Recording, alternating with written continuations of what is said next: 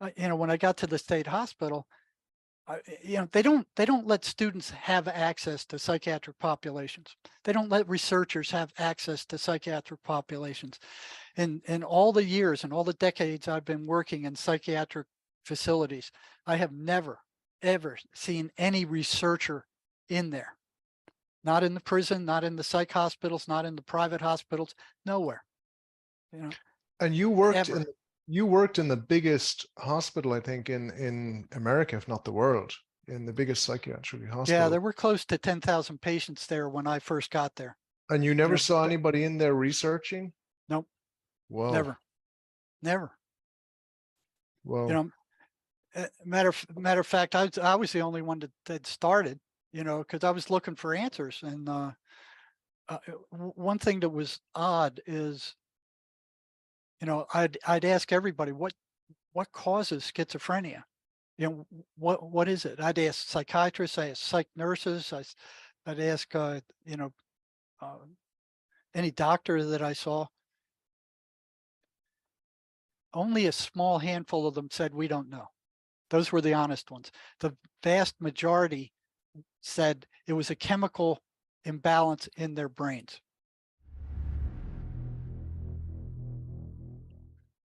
Well, hello everybody, and I'm here today with a great guy called Jerry Marzinski, BA, and he's got a master's in education.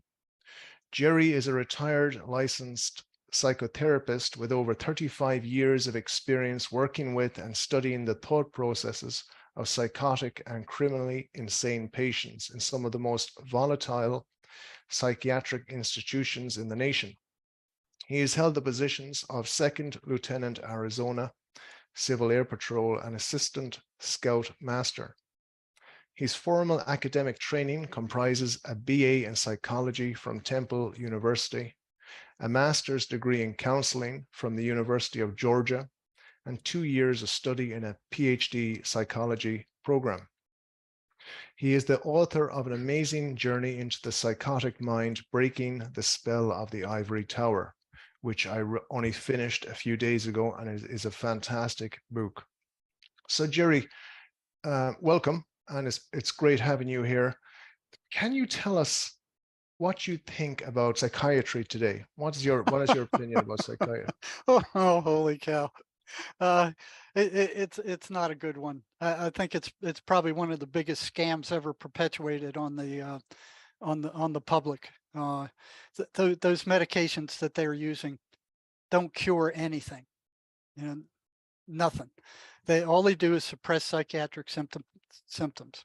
That's it.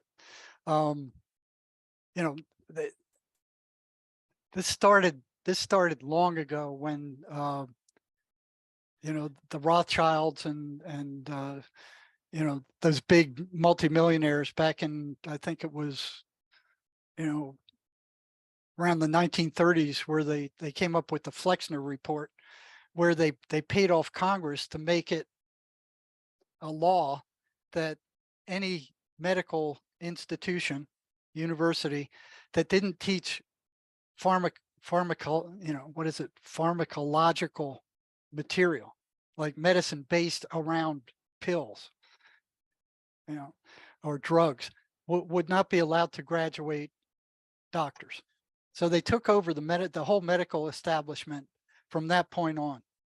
Now, psychiatry was struggling with neurology, back at the turn of the century, and was losing ground badly.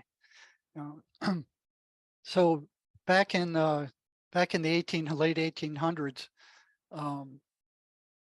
a dye lab in France accidentally discovered phenothiazines, which is the basic ingredient in antipsychotics. So that the lab workers in that dye lab would start getting gorked out and tired and showing symptoms of being drugged up. One of their pharmacology companies saw this and got the active ingredient out of whatever dye they were using. They wanted to try to use it on psych patients in France, but they weren't allowed, because at that time the psychoanalysts had control of things. So they brought it to the United States to a psychiatric institution here, and they found that they could completely drug up an entire population of mentally ill people, and they didn't cause any problems. They were gorked out. They were, you know, just walking around in Lulu land. That was wonderful for them. You know, they kept all these people under control. They could reduce staff. They didn't need, you know, there weren't as many battles, because prior to that they had to wrestle these people into straitjackets, and that was always a battle, and both the staff and patients would get hurt. Here they could just drug them up, and they'd walk around in a dazed state, not causing any trouble. So that was wonderful. The psychiatrist just jumped on it. You know, so for the first 10 years after that stuff came out, they had absolutely no idea why it worked. They just knew it did work.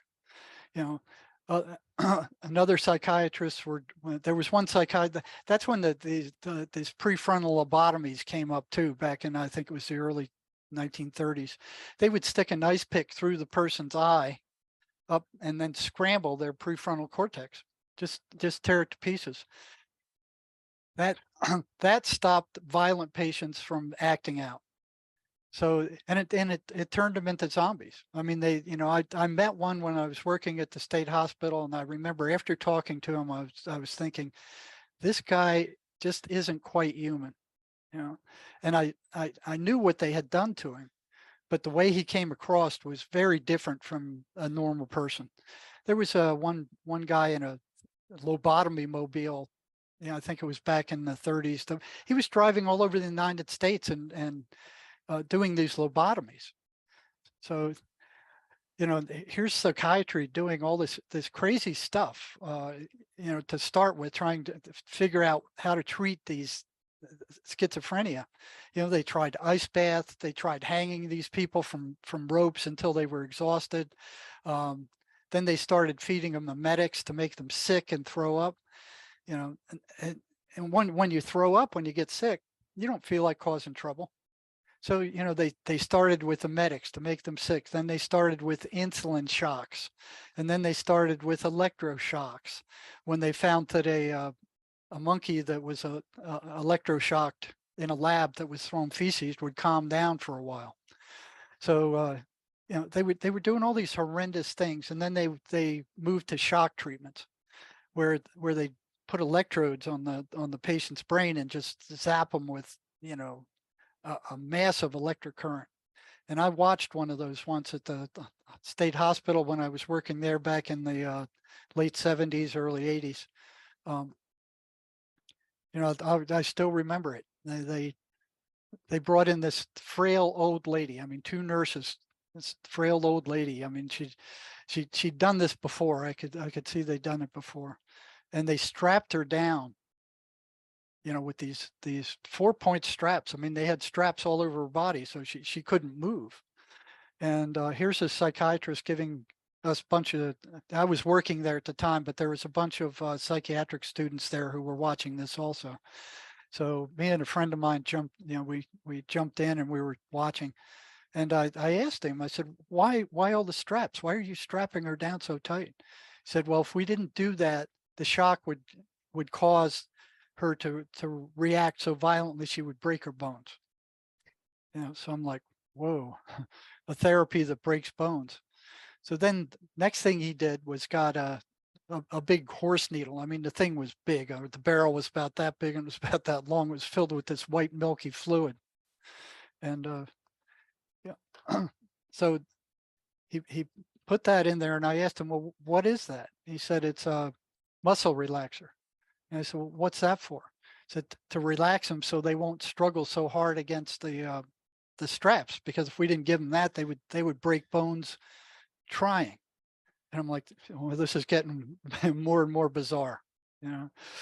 And so here he is lecturing, and then he showed these electrodes. They were about this big square metal plates attached to these wires. Here's this box with these dials on it, and he put gel on the inside of the electrodes. And I said, well, what's that for? He said, well, if we didn't put that on there, it would burn their skin when we give them the shock.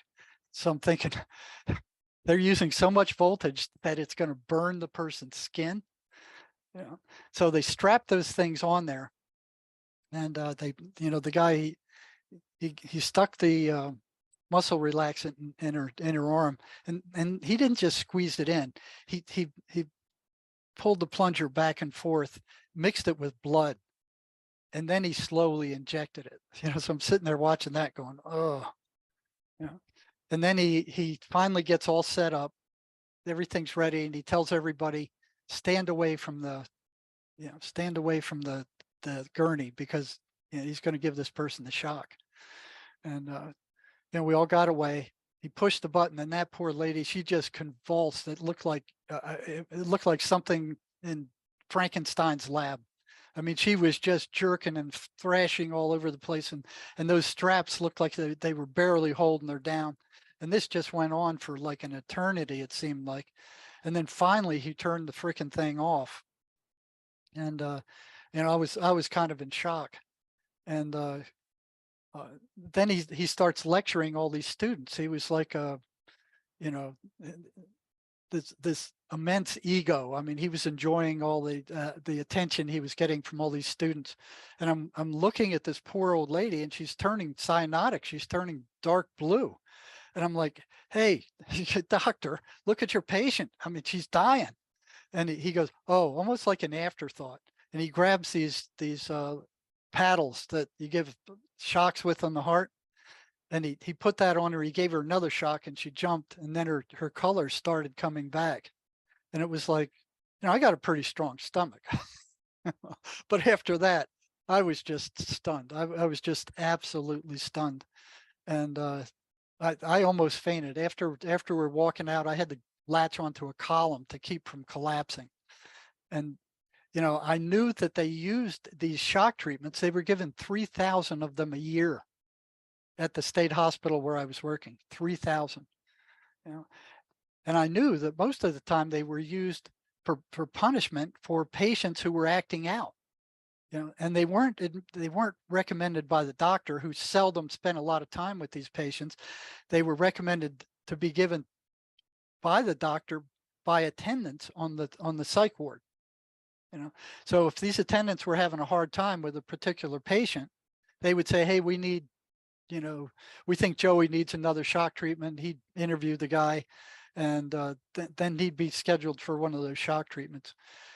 A neurologist saw that there was brain damage even after a single shock like that. Now, what I did see is it drove away schizophrenic symptoms for a day or two, maybe a few days. It helped with depression for a short period of time, but all that stuff eventually came back. So it wasn't doing any long-term good, and it was used a lot for punishment. They use it today with lesser voltages, and it does seem they still use it today. Still in use today, but not with the same amount of voltage. So it's still there. Wow. So here's my introduction to psychiatry. The next thing I saw was, when I got to the state hospital, they don't let students have access to psychiatric populations. They don't let researchers have access to psychiatric populations. In all the years and all the decades I've been working in psychiatric facilities, I have never, ever seen any researcher in there. Not in the prison, not in the psych hospitals, not in the private hospitals, nowhere. And you worked in the biggest hospital, I think, in America, if not the world, in the biggest psychiatric hospital. Yeah, there were close to 10,000 patients there when I first got there. And you never saw anybody in there researching? Nope. Whoa. Never. Well, matter of fact, I was the only one that started, because I was looking for answers. And one thing that was odd is, I'd ask everybody, what causes schizophrenia? What is it? I'd ask psychiatrists, I ask psych nurses, I'd ask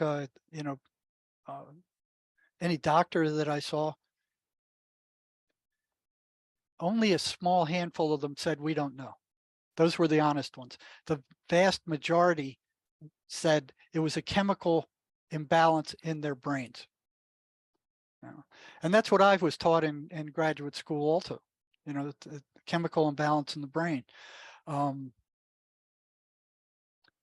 thing I saw, though, that I found odd was that if there's a chemical imbalance of the brain, before you treat it, it would seem that you would need to have a baseline. What chemicals are out of balance and by how much?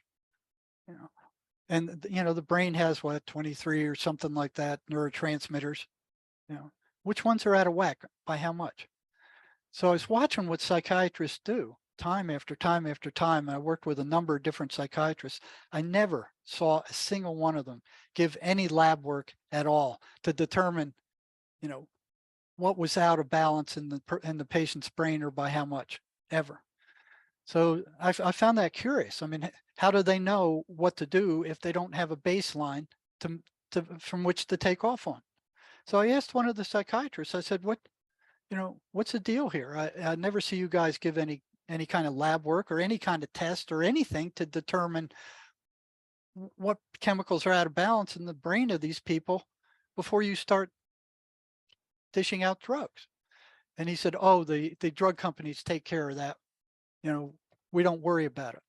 We just administer the drugs. And I'm thinking, that's like letting the fox in the hen house, letting the drug companies determine a chemical imbalance. What are you thinking? But that's what they were doing. It's like the DSM-5 that labels almost all human emotions as mental illnesses. Right. That's what they did. They took the whole gamut of human emotion, broke it up, and pathologized all these segments of it. That's their Bible.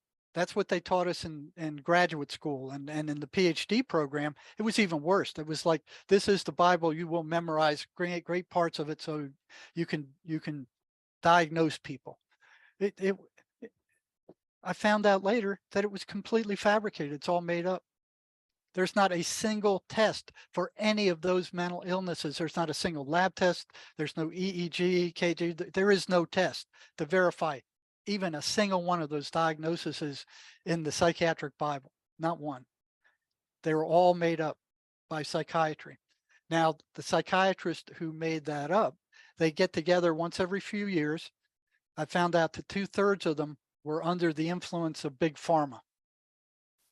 So they and I heard one psychiatrist describe it as like a tobacco auction, where one of the psychiatrists will come in and go, "Hey, I think I got a new psychiatric illness here. It's these are the symptoms and blah blah blah," and he presents what he thinks it is, and they all vote on it.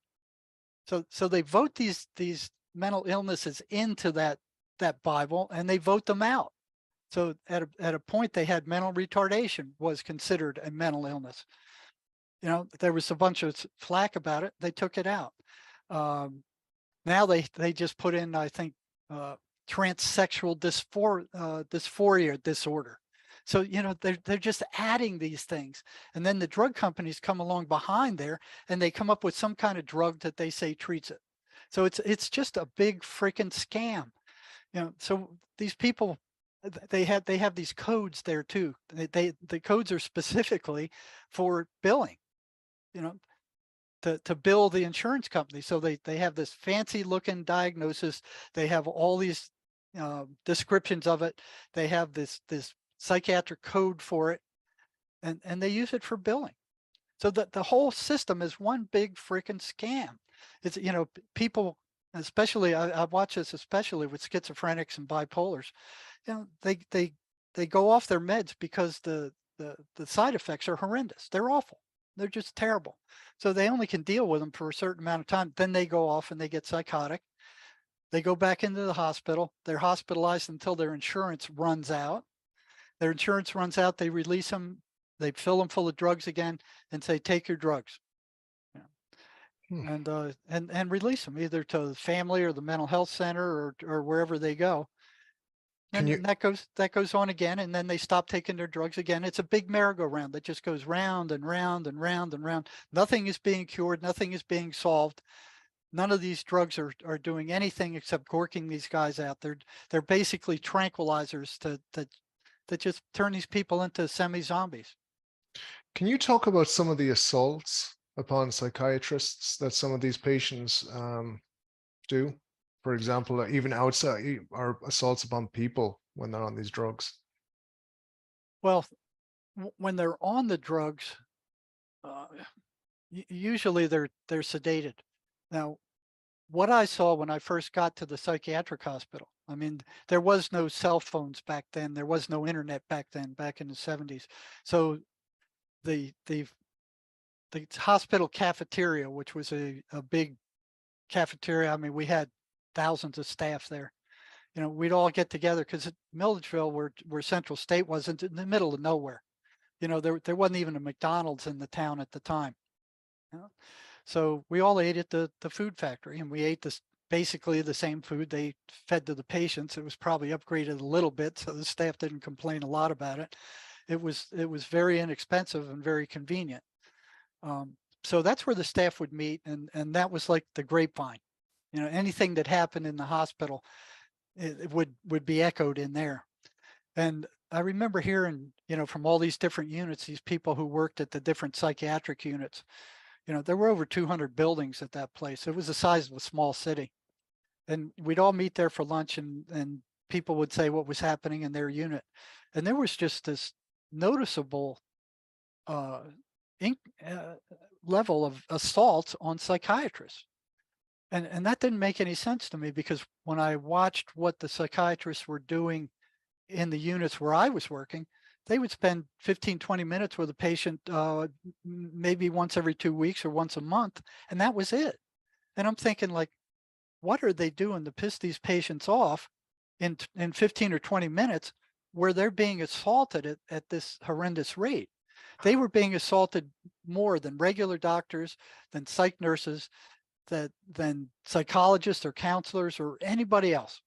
You know, they were hitting the psychiatrists, and I'm like, what is going on with this?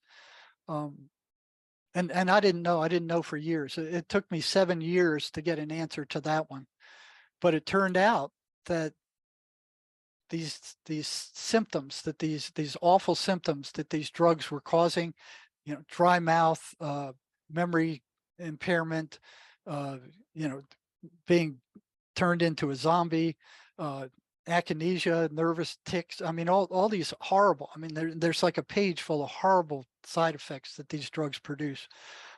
Um, well, the voices that these patients were hearing, the schizophrenic patients, were telling patients that the psychiatrist is poisoning you. So the assault rate on psychiatrists was equal to that of attendant staff who were with these patients 24 hours a day. So, you know, those drugs are toxic. Those antipsychotic drugs are toxic. With long-term use, they do damage to the central nervous system. They found that after they were doing autopsies on psych patients who'd been on these drugs for a long time, that their brains had shrunk like walnuts. And they published that, and of course the psychiatric mafia and big pharma went nuts.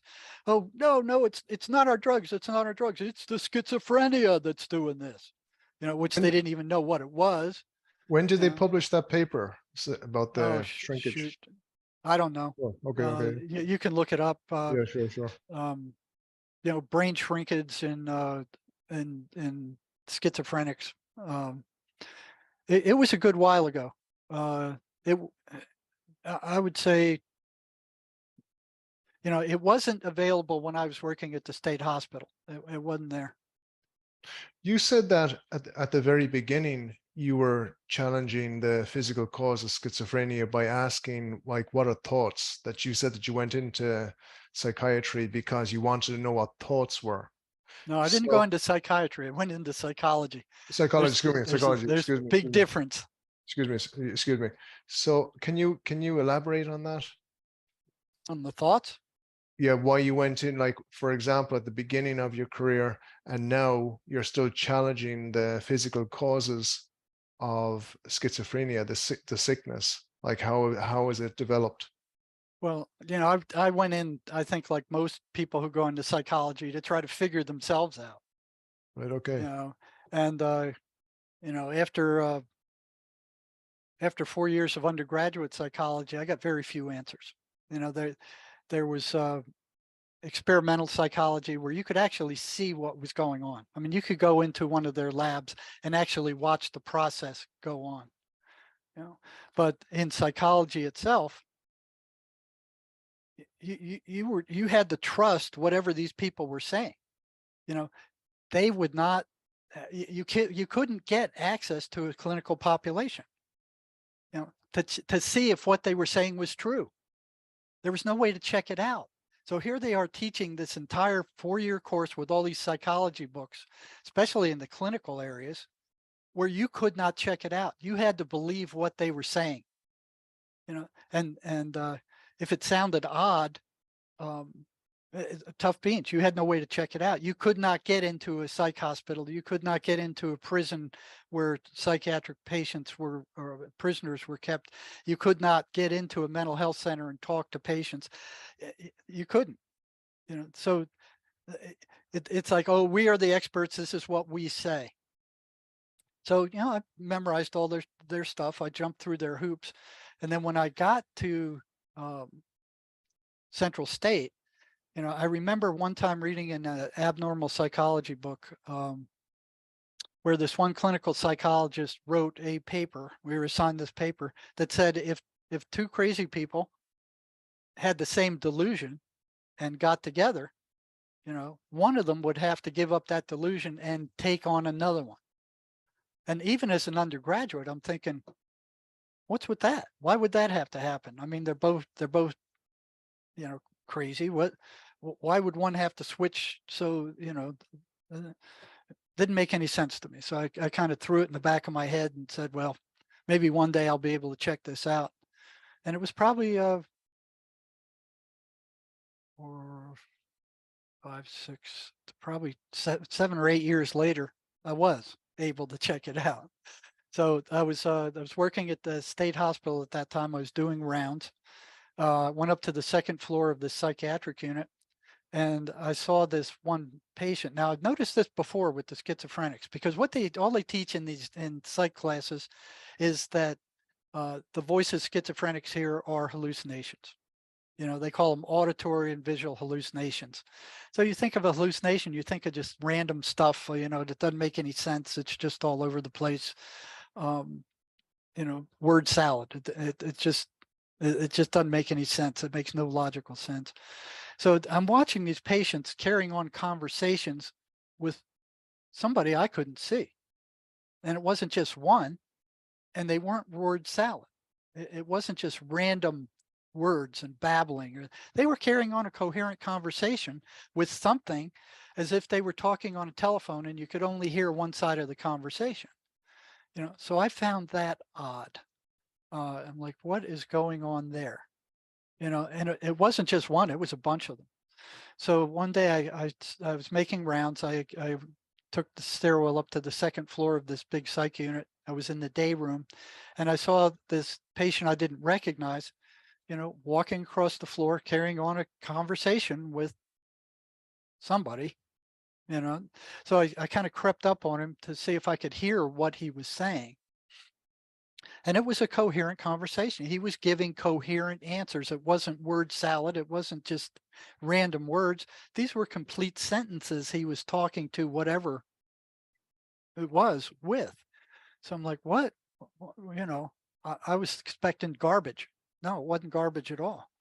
So, you know, I kind of worked closer to him, and I was trying to listen to what he was saying when he spotted me. And he turns around and you know, I say, well, I'm Jerry. I'm the psych for this unit. I haven't seen you before. I said, are you new to this unit? And he goes, yeah. I said, well, what's your name? And he says, I'm Jesus Christ. And I went, oh. And I thought of that paper, and I said, no, you can't be Jesus Christ because I am. And I was hoping nobody heard me. And I'm standing there like sitting on pins and needles, like, okay, what's he going to do? You know, and he cocks his eyes back and he's thinking, and then he finally makes a decision. He looks me in the eye and he goes, okay, we can both be Jesus Christ. And then he strums away. And I went, what else did they lie to me about? You know, that was enough to set off red lights in my head. So uh, this chemical imbalance thing was the next thing that came up. You know, oh yeah, it's a chemical imbalance, but there is no baseline. We're not taking any labs. We're not doing any kind of measurements to see what is out of balance by how much. I later found out that there is no test for that. They don't exist. They don't exist. They're they just don't exist. They made this up. The the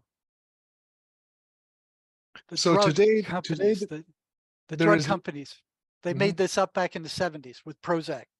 So there You is know, no natural explanation for schizophrenia. No, oh, no. there's there's an explanation for it, but it's not a physical thing. Right. It's Okay. not a disease. It's not a physical process. It's a spiritual process. It's So driven by the voices, which what these are people say are hallucinations. what are the voices in your opinion? What are these voices? They are entities. You know, they have varying levels of uh, intelligence. Um, they they are inserted into the patient's mind and all our minds. It's not just the patient's. You know, they come from outside. They're inserted into the patient's thought stream. Okay, and they sound just like the patient's internal dialogue. In most cases, there's no difference between the thousands of thoughts that we have in a day and how they sound as compared to how one of these insertions sound. Okay, and we all have them. You know, you could be walking around outside or something, and all of a sudden you get this thought, hey, knock that guy in the head ahead of you with your fist, or uh, if you're standing on the bridge and something comes into your head, say, hey, why don't you just jump? Or driving your car. Why don't you drive into the oncoming traffic? What would that be like? You know, why don't you punch your wife or something? These thoughts that come in that are different from your intent. All right. So these are energetic entities. There is no space. There is no time. There is no matter where they exist. So they exist in an energy universe, as John Mace would say. They're not physical. You can't see them. You can't measure them. Uh, they're like thoughts. Nobody's ever found a thought in anybody's head. Nobody's ever dissected the brain and found a thought. They're very low frequency entities. They can smell uh, negative emotion like a shark can smell blood. So they're attracted to people that vibrate at a low frequency. Very depressed people, um, very negative people, very evil people. uh, They're attracted to. Another thing that's very strange is that they can go into your mind and they can pull up every negative thing that you've ever done, and they can throw it into your thought stream and say, hey, what about this? you know just kind of a memory of these bad incidents that you've had time after time after time. And what I found is that what happens is that the patient's energy level, once these things attack, their energy level drops, and it's consistent. Now, the schizophrenics themselves don't notice that unless you point it out. And a lot of them, if you ask them, well, you didn't use that energy, where did it go? And most of them will say, well, I don't know.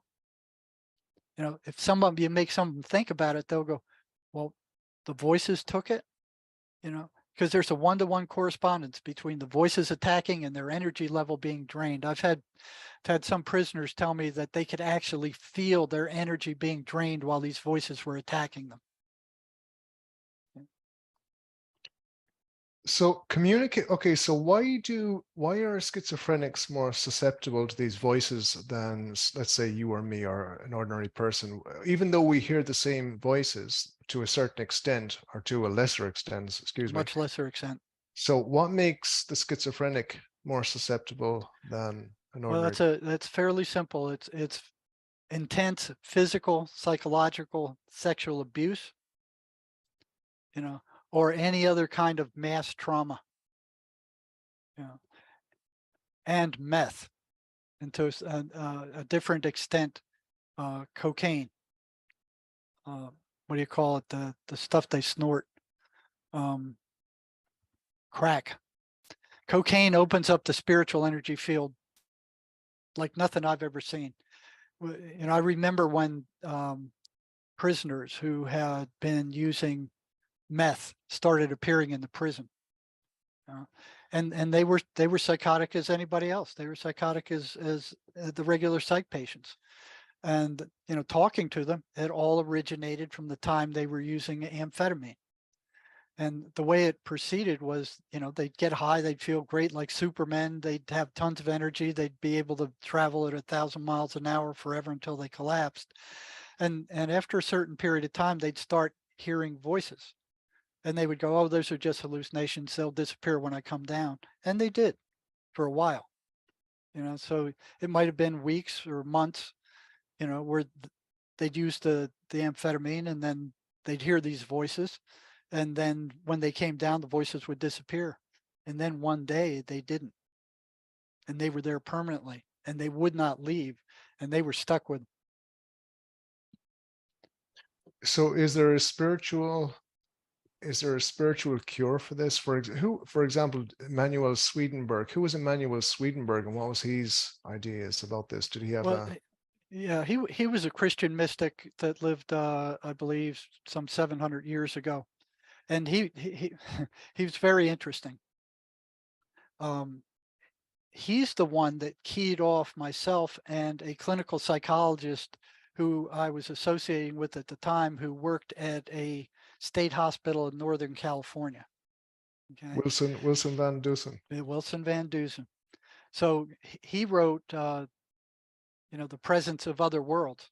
So he was able to, what he noticed was that the voices that schizophrenics heard matched the descriptions that Manuel Swedenborg gave of. Now Swedenborg was given access to heaven and hell, so he could go into a trance, or he would go into a trance for 3 days at a time, and he would travel through heaven and he would travel through hell, and he would talk to the spirits there. So Van Dusen was reading about his travels and his conversations with spirits in hell. And he was curious about the voices that schizophrenics were hearing also. And he was trying to make friends with those voices to learn as much as he could about them. He found that the descriptions that Van Dusen gave of those spirits in hell matched exactly what he was hearing from his schizophrenic patients. Whoa. And he wrote about it. And when I met him, I had the same experience. I had the same experiences. So when I had some pretty traumatic experiences working with these things, poking in psychotics heads. See, for years, I mean, for decades, I thought they were. First, I thought they were hallucinations, and then when that didn't play out, I was going, well, they must be some broken aspect of their subconscious or something like that. But more and more evidence was showing up that these things were independent entities, and I didn't want to believe it. So I was in denial for decades, and well past the point where there was plenty of evidence that these things were not hallucinations. They were not anything subconscious, but I wasn't quite sure what they were. So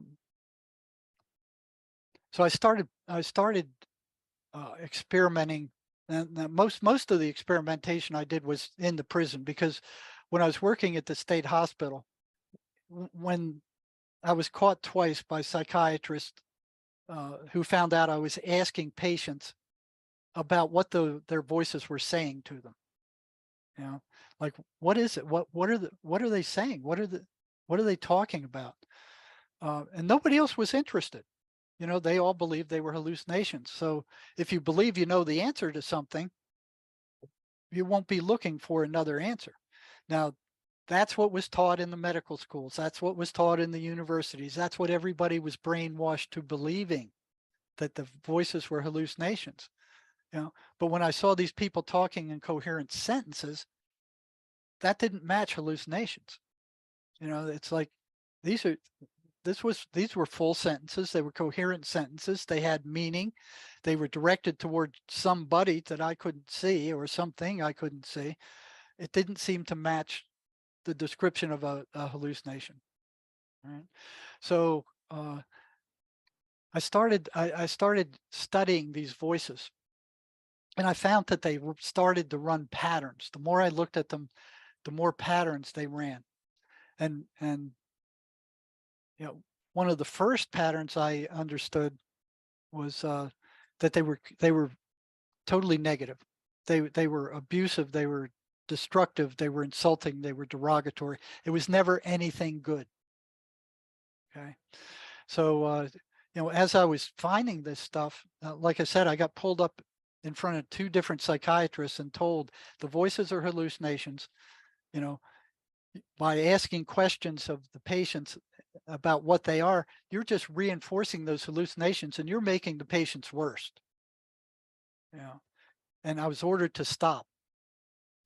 So I had to be very careful from then on. I had to be under the radar. I couldn't talk to anybody about what I was doing.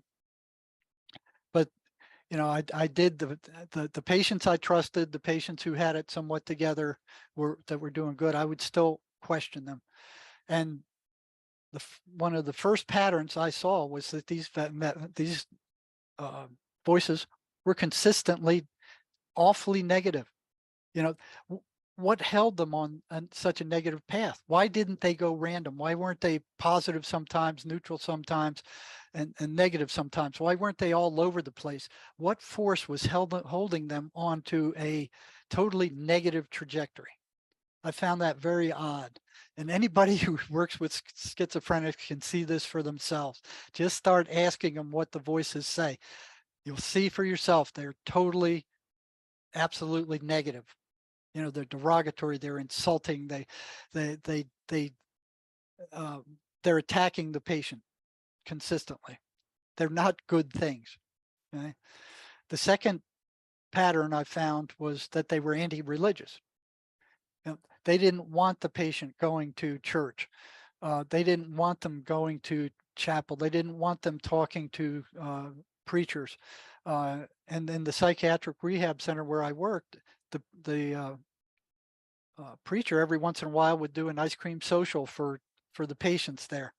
And what I found odd was all the other patients on the ward that I was in charge of um, would go down to this ice cream social where there's cake and ice cream, except for the schizophrenics.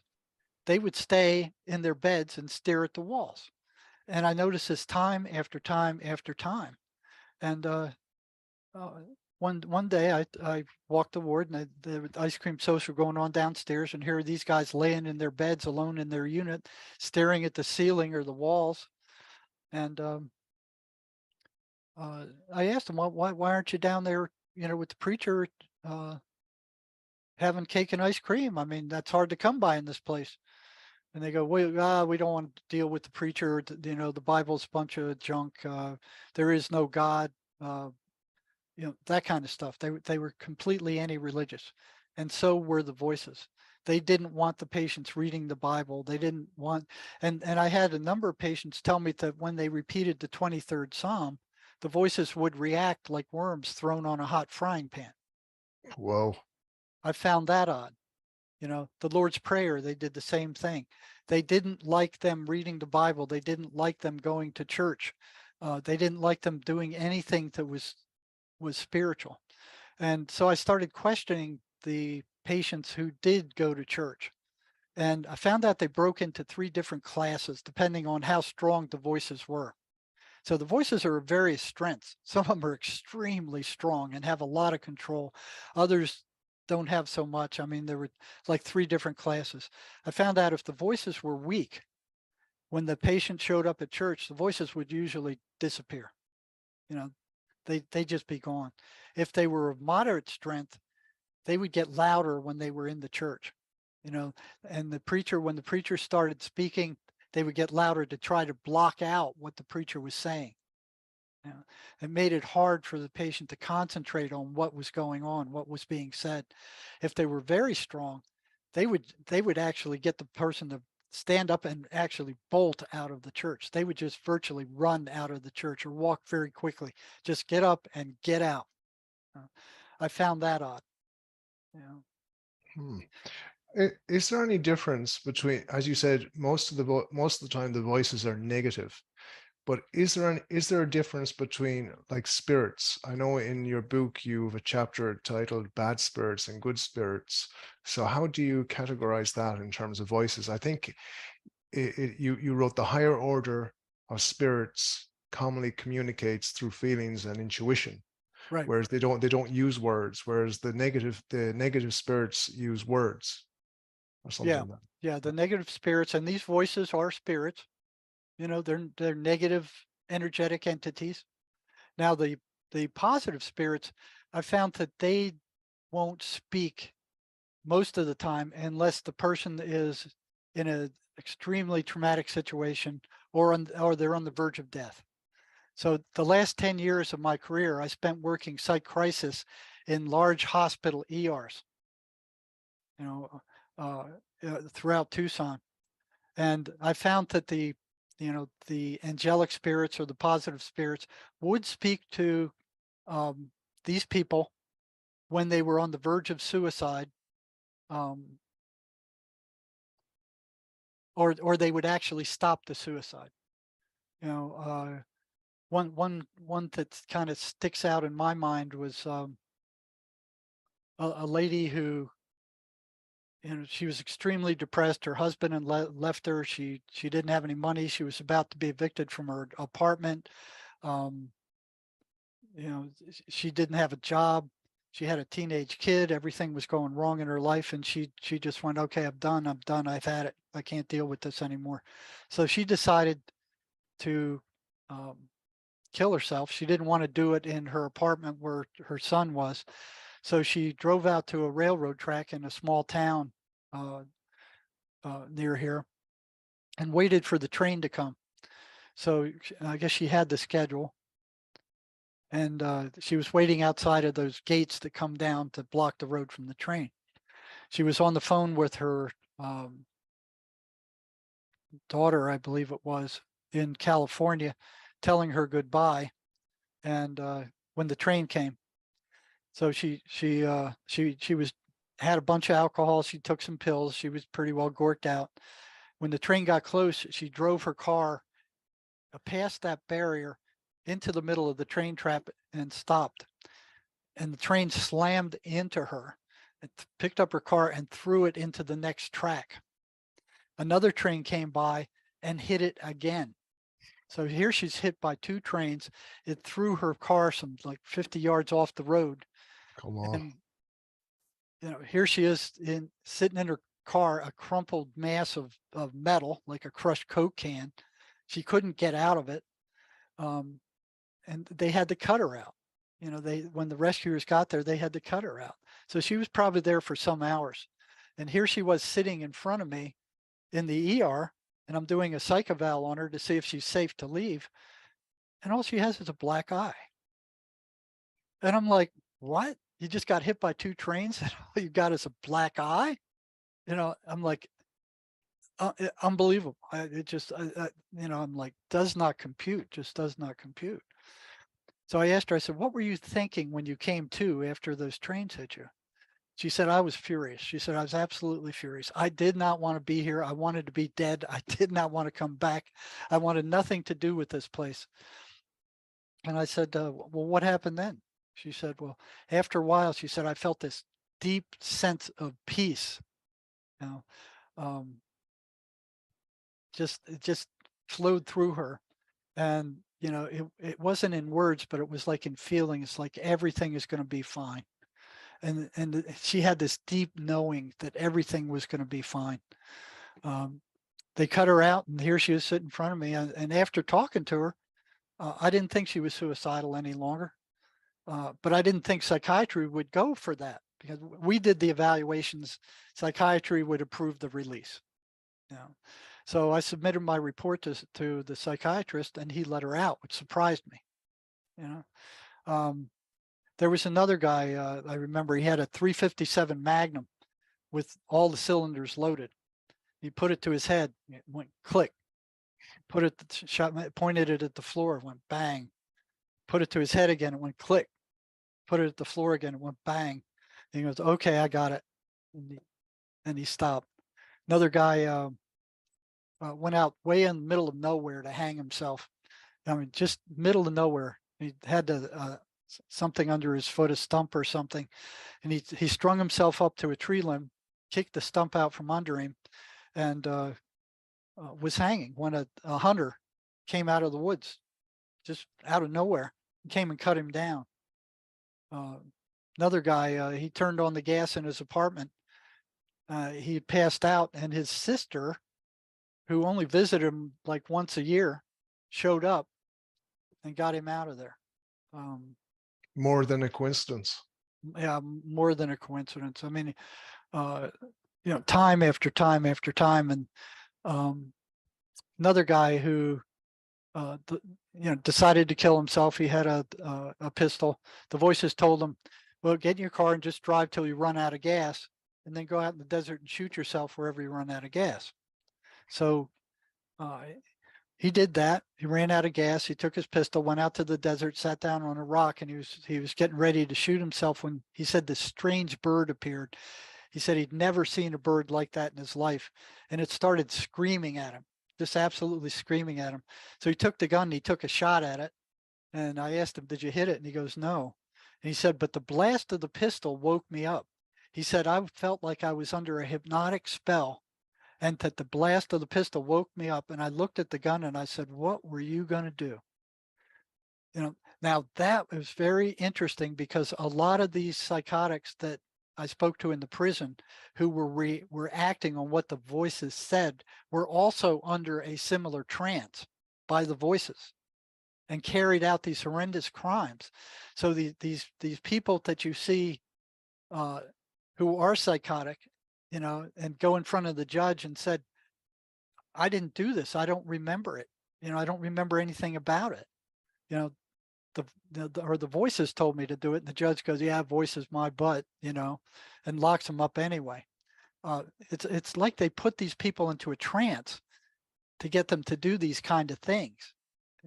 It's very strange. So they were like, the further I went, there was like 23 of these patterns that the voices run. Okay. Now these are things, not like, it's not like what psychiatry does. Well, they started out blaming schizophrenia on mothers. Oh, it's something the mother did, it's their fault. So when that fell through, then they started blaming it on, what was the next thing they blamed it on? Genetics. So they moved it out of the province where people, the regular man, regular guy, could see for themselves whether there was any truth to what they were saying, into genetics. Now when you get into genetics, you need a lab, you need trained people, you need, all this higher education and stuff to prove or disprove, what the accusation is. So they went for years and years going, oh, it's a genetic defect. It's a genetic, there's a genetic predisposition. They blamed it on genetics. They didn't have a cause. They didn't know what caused it. So they kept making up all this garbage and feeding it to the populace. So they have an excuse. So they look like experts. So oh yeah, we know the cause of it. We just, we're not able to cure it for some reason, but we know the cause. Bull, they don't know the cause. They never knew the cause. So they blamed it on genetics. So some geneticists eventually caught up with them and said, no, there's no evidence that there's a schizophrenia germ. No evidence. So they knocked that one out. So now they have no cause again. And to have a major disorder, the World Health Organization says it's among the top 10 illnesses on the planet. There's a massive number of people who suffer planet-wide from this stuff. So they knock off the genetic stuff. So then they come in with the chemical imbalance crap. And then when that was knocked off, they have nothing again. But they're still advertising, oh, it is believed that the chemical imbalance, to sell their they're toxic drugs, which don't cure anything. So, looking for something, I mean, these drugs didn't, all they did was sedated these people, you know, they didn't cure anything. Matter of fact, they were destroying their nervous systems, and the people, they wouldn't stay on them. They just wouldn't stay on them. So, these people, they're like they're victims of a spiritual infection, and now they have to be subjected to these horrendous drugs from the pharmaceutical companies.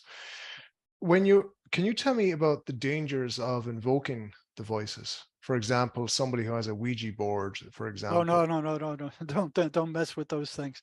They're very dangerous. They're very dangerous. I've seen a number of patients who um, uh, started with Ouija boards. You're evoking a diabolic realm. You never know what you're going to get through those things. You know, um, don't mess with them. Just don't play with them. They're very dangerous. Uh, Can you talk about the energy drain again after an attack? Like when the schizophrenic goes through an attack, can you tell me about the energy drain that they feel afterwards? yeah. So here's another piece of evidence that you could see for yourself if you're around the schizophrenic or you work with them. Now, for I would say probably 20 years, I believed that energy drain. I mean, the schizophrenics would report after the voices attacked them, their energy levels would drop to nothing. you know and I thought for maybe 20 years that was due to the horrendously negative thoughts that the voices were putting in these people's brains.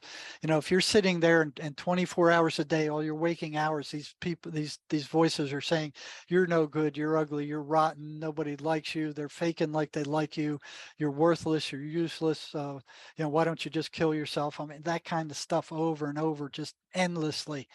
um, you could see where it would be kind of draining. And that's what I thought was happening. But there was a one-to-one correspondence between these voices attacking patients and their energy level being just depleted to nothing. I mean, you could see it. It's very clear. Talk to them, ask them, how'd you feel before the voices came? How'd you feel after the voices came? And I actually did a study on that and ran an analysis of variance on it once, and it was significant. There's a significant difference between their energy levels before and their energy levels after the voices attack. Okay? So I went, okay, what's going on here? And I thought it was just the negativity of the voices, but I was working in the prison at the time, and I came in one morning, and I was assigned. I usually got assigned the most. I was an adrenaline junkie, so I didn't much matter to me. I mean, it was like, yeah, okay, more fun and games. Uh, but I was assigned to do two different units, and one of them was the jail for the prison. So it was called the Central Detention Unit. It's where all the worst from all of the prison units would go. It was a maximum security unit. These guys were in a cell with a cellmate, locked down 24 hours a day. They were only given like 1 hour out in the sunlight a day. And I walk into my office, and here's a inmate letter from a prisoner who was in that central detention unit saying, my cellmate is crazy. He's walking around talking to something. He's out of it, and I woke up and a couple of times, and he's standing over me at 3 a.m, just staring at me in the dark. He said, I can't deal with this any longer. You have to do something about this guy. I'm losing my mind. Now, right on the tail of that comes uh, a note from the captain of that unit saying, hey, we need you to come over and look at this psychotic guy. All right. So I said, okay, I come up, take both of those things. I walk over there. And I looked up the information on the guy who wasn't psychotic in that cell. Right? And they were small cells. So, I mean, maybe 10 by 10 for two people in a sink, bunk beds, very small, very claustrophobic cells. Um, and that guy was in there for protective custody, the guy who was sane. What he'd done is he snitched off one of the drug gangs, the Aryan Brotherhood, who was a fairly violent gang in the prison. And he he he told the staff about a drug deal. They caught the drugs, they confiscated the drugs, and they broke up the gang and sent them all over the state. You know, so they were furious. The ones who were still there were furious. They wanted this guy dead. They'd already stabbed him twice, so they put this guy into the CDU for protective custody. Yeah, so that's why he was there. I looked up the other guy, and he was psychotic as a bedbug. You know, and apparently he wasn't on any meds at the time. So I went there, and they had a interview room up near the control tower of the cell block. And I called out the one guy who wasn't psychotic, hoping to get some extra information about his cellmate. And I watched as he came out of the cell, and he had plenty of energy. You know, he walks up the stairs. He wasn't using the handrails. He kind of quickly walked over to the interview room, sat down. His thought was, you know, and his speech was normal. There was normal rhythm to it. He was anxious, but he was coherent. He was, he had a normal amount of energy. So finished up with him and got, listing of the bizarre behaviors of his cellmate, sent him back and brought up the second guy, the guy who was psychotic. And he was floridly psychotic. He was really out of it. I watched him. He struggled to get up the steps. He was using the handrails. He shuffled along the cell block walk, came down, sat into the office, and kind of slumped down into the chair. And then I started, asking him, what's going on? And he said he was hearing strong voices. He couldn't control them. They were 24 hours a day. He couldn't sleep. They were driving him crazy. He wasn't on any medications. And he was, just being crazy in the cell. He didn't have any energy. I asked him about it. He said he felt completely drained. So after I was finished with those two guys, I went, it's not, it's not the negativity. It's not what I thought it was. This was a perfect experimental situation. I mean, these two guys were in the same cell with the same guards, being fed the same food. Everything was the same. Everything was equalized. So you couldn't blame that loss of energy on anything else. They were being fed the same. They ate the same. They drank the same. Everything was equaled out. And after that interview, I went, okay, it's not the negativity of the voices that are causing this. So then I started asking other schizophrenic inmates that I was working with, what happens? What's your energy level before the voices attack? What is it after they attack? And I got a consistent loss of energy after the voices would attack these people. So I'm like, there's something odd here. They're not using it. And a lot of times they would report that they were just laying in their bed, tossing and turning all night. They weren't using a great amount of physical energy. They were just rolling around in their bed. And here they were reporting that they were as drained as if they were working out in the hot sun all day, digging ditches with a pickaxe, which didn't make any sense to me. So I started asking them, well, you didn't use that energy, right? No, I didn't use it. So I started suspecting that the voices were somehow taking it. And, at that time, I read a book called The Voice of Knowledge by a South American shaman by the name of Miguel Ruiz. So he was talking about these things, and he actually mentioned that they were energy parasites, that they fed off of human beings. And I went, that's interesting, because that's exactly what it appears I'm seeing. So I brought that book into the prison with me, and I always had a group of maybe 10, 15 schizophrenic inmates that I was working with, who I agreed to work with more intensely if they would tell me in real time what the voices were telling them when we were in session. And I found that fascinating. So there was one who I'd been working with. He was making pretty good progress. The voices were weakened. They were less and less. He was still hearing them. And I brought that book in with that paragraph underlined, and he came into the office. I closed the door. I said, "Hey, Mark, I'm going to read you this paragraph. I'd like you to tell me what you think about it," because I was always asking them questions about the voices. What do they do? How do they behave? How do they sound? What, every question I could think of, I would ask them, and what the voice. And then these patterns started emerging. So I went to read him. Now let me go back before I ever get to that point with the same guy. I started messing with these patterns. There's like 23 of them. So I'm like, what would happen if I started throwing monkey wrenches in these patterns?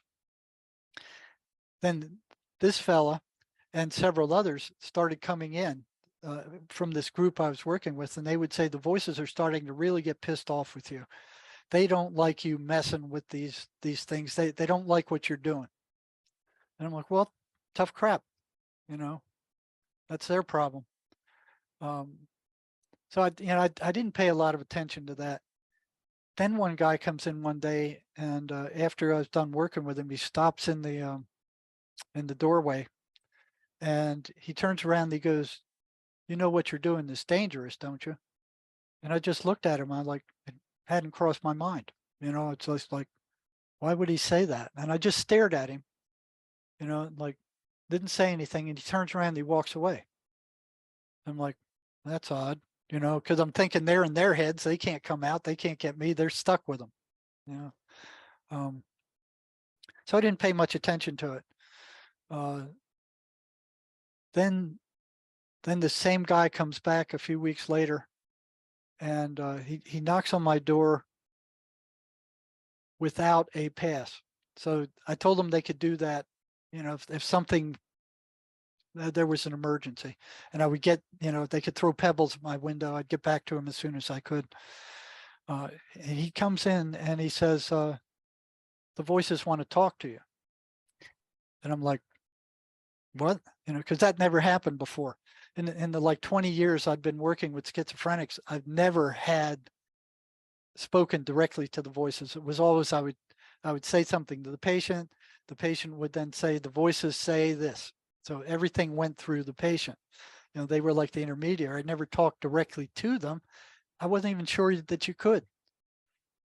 So I said, okay, come on in. He sits down, and we close the door. I said, what do they have to say? And these words came out of his mouth. I'll never forget them. It was, you have no right to interfere with our way of life. And it's like, boom. It was like you're getting sucker punched or something. It was like, bam. You're like, whoa. I was in shock. I was like, and the prisoner he said, I didn't say that. He said, they said that. I didn't say that. And it would be dangerous to be playing games like that with somebody who worked in the prison psychologist. I mean, I had some degree of power over them, and it wouldn't be a good thing for them to mess with me that way. And he kept insisting, I didn't say that. That came from them. And I said, well, tell them this. And he said, they can hear it. They can hear it through my ears. They can hear it. And, then I said something about vision or something. And they said, they can see that too. They can see it through my eyes, and I'm like, whoa. So it was like, I was blown away. I closed the door, and I canceled all my appointments for that day. And I'm like, what am I getting into here? you know, what is this? And there was nobody I could talk to about it. The only people who understood it were the schizophrenics themselves. I could talk to them about these things, but I couldn't talk to any of the other staff. I couldn't talk to my wife because it scared her half to death. I couldn't talk to anybody, because they go, well, you're a flaming lunatic. So I just kept it all to myself. But it was strange to get agreement from all these people who were schizophrenics who understood this stuff. So that didn't stop me. That wasn't enough to stop me. After I kind of recovered from that, then I got the book, what I was telling you about earlier from Miguel Ruiz, the shaman. And here was this section in it that was talking about these things being energetic entities. So I brought that in with me, and I called the guy in who told me the voices were dangerous, or might be dangerous. What I was doing was dangerous. So, he would tell me what his voices were saying. He was pretty reliable as far as that. And I started reading him that. I closed the door. I started reading him these sections about the voices being energetic parasites. And then I look up and I look at him, and he's in this daze. I mean, his eyes are like glazed over. He's in a daze. He's just sitting there stiff. And then behind my head, I hear this electrical crackling, like crack, crack. It sounded just like an arc welder. Crack, crack, crack. And it moves toward the right-hand wall.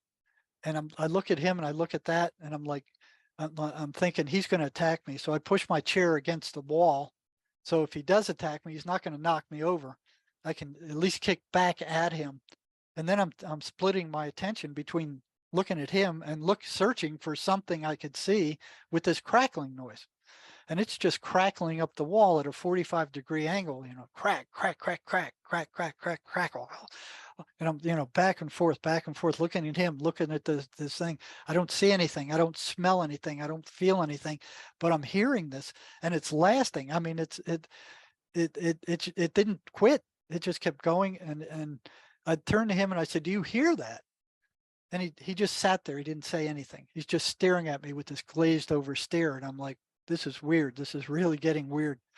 And the crackling passes over up by the ceiling over his head, and then starts coming down the wall to my left. And here's this Rubbermaid trash can right next to my leg. And it jumps in that trash can, and it's crackling in the trash can. Come So on. I take a look at him to make sure he's not doing anything. And then I look down in that trash can and I see nothing. There's nothing there except this crackling. And then it stops. It just goes dead. Was And it like electric or something? Some kind of like that's what it sounded like. It sounded like an arc welder, Mm. and then it's just, it goes dead. It stops. And I'm like in shock, and I turn around and I look at him, and he slowly gets up and he goes, "I gotta leave." And he shuffles out of my office. And I'm like, yeah, get out of here. Go. Let go. Stay away from me. And he leaves, and I get up and I start inspecting the walls to see if there's any burn marks on them, because it sounded like electricity. I couldn't see anything. So I go out in the hall and I look at the other offices in the hall, but there's nobody in the doctor's office. There's nobody in the nurse's office. Nobody's there. Nobody's in that part of the building at all. I walk up and down the hall. There's nothing could account for that noise. And I'm in shock. I mean, I'm totally in shock. I didn't see anybody for the rest of the day. I just sat there staring out the window going, what the blazes just happened? What am I getting myself into here? How did you cope with it? Well, how long did it take you to readjust yourself to Well, I'll tell you, it took a while. It took me close to 3 months before I could call that guy back into my office, before I got the courage to call him back into my office. I didn't want to see him. I didn't want anything to do with him. I wanted to stay as far away from him as possible. After about 3 months, I called him back in. My curiosity got the best of me. He comes in, he sits down, he looks good. I was expecting after that he would be a wreck, because I stopped working with him also. I was like, I didn't want to see him at all, So he was doing pretty good at the time I last saw him, and he shows up and he looks good. I was expecting him to be a total wreck because I hadn't seen him in 3 months. He was out there on his own, fighting the voices on his own. I'd give him some tactics that he could use against them to kind of keep them down. Um, and I told him, "Hey, you look pretty good. I mean, I was expecting you to be a wreck." And he goes, "No, no, I've been using what you taught me, and I've been able to keep them somewhat under control." And after some small talk, I asked him. I said, "Did you hear that crackling the last time you were in my office?" And he goes, "Yeah, I did, but I was surprised that you did," meaning me. And I'm like, "What was that?" And he said, "That was them." And I said, "The voices?" And he said, "Yeah, it was the voices." And I said, "Wh- What were they doing?" He said, "They were trying to scare you off." And I said, "They did a damn good job of it."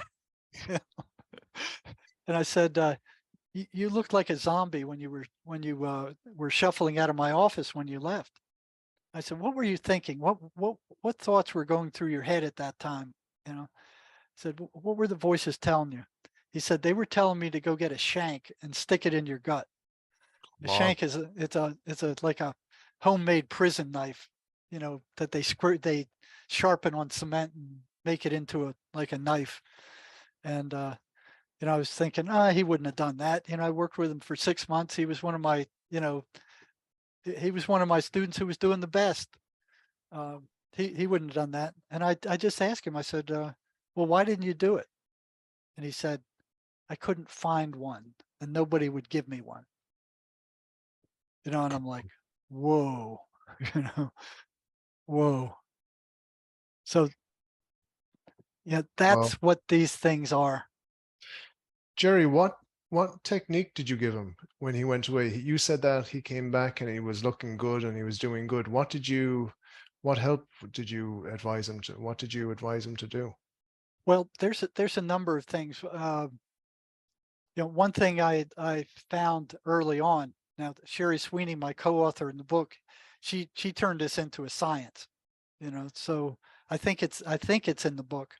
Hmm. Um, but we found out that these things consistently lie. They lie about everything. The voices. Um, you can't trust them to tell the truth. You can't trust them to keep any bargain that they make with the patient. Uh, they're just outright liars and devious. They'll come through and they'll tell the patient that they are their guardian angels, that they're a protective spirit, that they have certain powers where they know what's going to happen. They can help them with this or that or whatever. Um, uh, so they kind of come through to try to convince the patient that they can be a beneficial, uh, like spirit to help them out. Once they get them to trust them, then they turn on them and they start doing rotten things to them. But once they're accepted, then they're in there. You know, so one of the things that you have to teach schizophrenics is that you can't trust anything that these things say. You know, they're consistent liars, and what they do is they can go into the patient's head and they can pull out every rotten thing they've ever done and put that thought in their head, which creates an awful lot of anxiety. So they want to create anxiety. They want to create fear. They want to create every negative emotion they can because that's what they feed off of. They can't feed off of the higher frequencies, the higher emotions. Um, so uh, they will suck these patients dry. They're kind of like sharks that you put blood in the water. They can smell it from a mile away, and that negative emotional energy attracts them. Yeah. So that they have to first they have to understand that these things are not hallucinations, like the psychiatric mafia tells them. That see, if you believe they're hallucinations, then there's nothing you can do about it. You're helpless. It knocks out any other course of action. Oh, hallucination, my brain is broken, I got a chemical imbalance. There's nothing I can do about that except take these toxic drugs, expensive toxic drugs that are dished out by the psychiatric mafia and big pharma. It's like you know, uh, what is it? I forgot the name of it, but where it's a gate over hell. It says, "All who come here give up all hope." Mhm. All who pass Dante's, Dante. Dante's, yeah. All who enter here give up all hope. That's exactly what they're doing. Oh, there is no, it's a chemical imbalance. There's nothing you can do about it except see us, once a month, pay for our $100 some office visit, and then $800, $900 a month for these toxic drugs that cure absolutely nothing. They don't stop the voices. They don't cure the voices. All they do is gork them out. They're basically major tranquilizers, you know, and they may weaken the voices, but they don't stop them. And a lot of psychiatrists will tell them this is a life sentence. All you can do is take these drugs. That's bull crap. It's total bull crap. It's a lie. It's a devious lie. In the book, you give a few techniques: stay away from negative people, stay away Yep. from drugs, stay clear, Right. or do at least one or two good things for yourself each day, listen to good Right. music, pleasant music. Can you tell us some more? Well, the one is the realization that they are not hallucinations. Okay. They have to know that. They have to realize that. Hallucinations are random. These aren't hallucinations. And they already most of them already know that. you know. But here's the psychiatrist, the highly trained doctor telling them that they are, who has never questioned the voices, who has never spoken to them, who has never studied them, who has done no research on them whatsoever, telling these people this bold-faced lie and printing it in all the books, teaching it through all the universities, and brainwashing the whole medical system that these are hallucinations. They have to realize they're not, that these are entities there's you can fight back against them. There are things that you can do to fight back against them. And you know, that has to be understood. If you believe they're hallucinations, there's nothing you can do about them. The second thing is, once you realize that they are not you, they don't come from you. They don't belong in your thought stream. Their intention is different from your intention.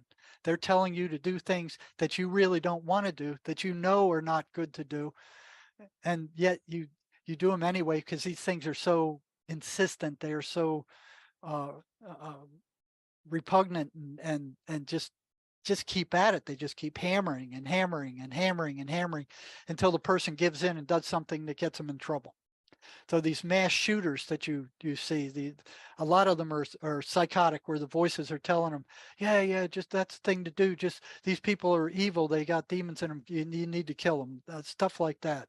Jeffrey Dahmer was one of them who would tell the judge, "Oh, it's the voices that did this. I didn't do this. The voices did it." And the judge goes, "Yeah, my butt." So they have to realize that these voices don't come from them. They are not their thoughts. They don't belong in their thought stream. So that's another thing they have to understand, is that we're taught from the time we're kids that all thought that appears in your mind belongs to you. That's not the truth. You get thoughts from all these other sources. You get thoughts from other beings, other etheric beings. Um, you get thoughts from angelic beings. You get thoughts from demonic beings. You're like a radio station. You're like a radio tuner. You know, if you went back, 300 years and to say Swedenborg, you brought a radio with you that could pick up the radio stations. You turn it on, and here's this human voice in there. They're thinking, well, how does a guy fit inside a box that small? You know, and it's talking. It's speaking English, and you turn the dial, and it changes to different things. It changes to different messages, different stations. So you decide, hey, well, let's cut it open and see what this guy looks like. You cut it open, there's no man in there. Same thing with your brain. If you cut it open, you won't find a thought in there. Nobody's ever found a thought in a human brain. You know, nobody's ever extracted one. Yeah. So thoughts are energetic. The brain is like a tuner. It tunes to the frequency that you're tuned to, which has a lot to do with your upbringing and your experiences and the trauma you had. So people who have been badly traumatized in war, in physical, emotional, sexual abuse, they're tuned to a very low frequency for the most part. The world is awful, these kind of things. So they have to realize that those thoughts don't belong to them. That voice in their head doesn't belong to them. It's not who they are. It doesn't come from them. And that it's a consummate liar. You can't believe anything that it says. You can't trust any deal that it makes.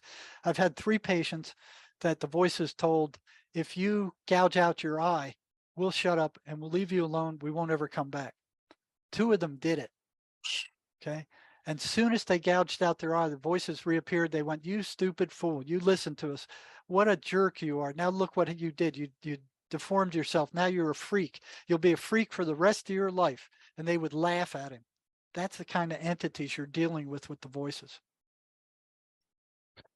So in a sense, the only real remedy to this is to realize that in your book you say we are spirit beings. So in a sense that if we realize we're spirit beings and we're dealing with a spiritual battle, I guess. I know you've got a diagram in the book and you show the light spectrum, and what we see is a very small percentage of what is actually going on in the world around us. So in a sense, the only way is to realize that we are spirit beings and we're dealing with spiritual dimensions that we can't control or understand or can't see. Yeah. Now they can be pulled out too. They can be talked into the light, but you need to have spiritual help a lot of the cases to do that. You know, they are what they're told. There's levels of them. Okay, so they have a supervisor. Many of them are assigned to destroy the schizophrenic. They're told that if you don't destroy this guy, we're going to send you to the pit. They're told they don't have any light in them, that if they don't succeed in destroying the person, that they will cease to exist. And they don't know any better. Some of them have never lived in a physical body. Some of them are earthbound entities. So there's a whole variety of different entities that can infest humans.